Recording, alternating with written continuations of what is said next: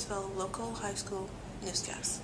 Today I'm here to talk about the Pure Food and Drug Act of 1906.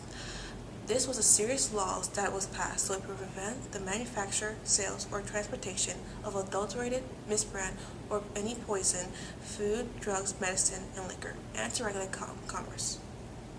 It banned manufacturers from selling any products that were mislabeled, spoiled, or unsanitized.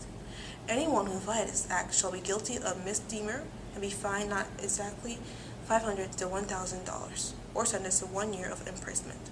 This act occurred a few years later during the Industrial Age, during the urban growth of the U.S. in the late 18th centuries and early 19th century, where immigrants and urbanization began to rapidly expand and led to the downfall of the U.S. economy. The role of this act during the progressive era was that it helped quality of our food products. It made it safe for everyone, decreased the risk of any health complication or transmitted disease. It also helped drive business, industries, and markets. This act was founded and established by a man named Harvard Washington Wiley, who was a professor of chemistry at the Purdue University. He pushed for the federal regulation of food production and commerce after having experienced an unsuccessful campaign to stop the selling of accelerators and bottled medicines. To petition and convey the president, he enlisted scientists and many of his colleagues to analyze the ingredients and conduct tests on harmful preservatives, food colorings, and other chemicals.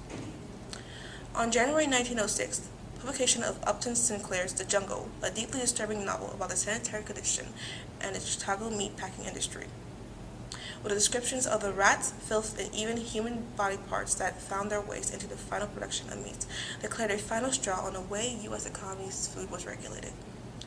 5 months after the book was published, the act was passed after President Theodore Roosevelt, who was in office that time, had read it with interest.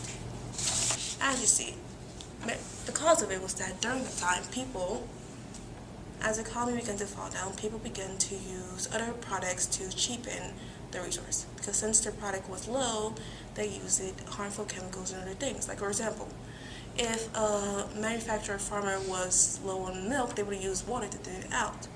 Or others would also use sawdust to bulk up flours or sand to stretch the quality of the sugar.